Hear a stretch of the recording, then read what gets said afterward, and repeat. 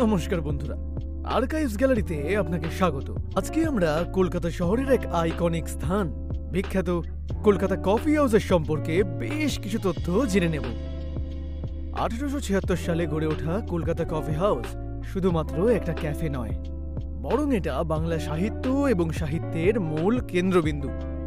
রবীন্দ্রনাথ ঠাকুর, সত্যজিৎ রায়, জীবনানন্দ দাশ সহ অগণিত লেখক এবং বুদ্ধিজীবীরা এই কফি হাউসে এসে একসময় আড্ডা দিতেন। কফি হাউস তার ঐতিহ্যবাহী স্থাপত্য এবং মনোরম পরিবেশের জন্য বিখ্যাত। কলকাতা কফি হাউসের মূল নাম ছিল ব্রিটিশ ইন্ডিয়ান রেস্তোরাঁ। স্বাধীনতা আন্দোলনের সময় ব্রিটিশ সরকার এই কফি হাউসে কিন্তু নজরদারি চালাতো। কোনো একবার রবীন্দ্রনাথ ঠাকুর নাকি কফি হাউসের কোনো এক টেবিলে ঘুমিয়ে পড়েছিলেন।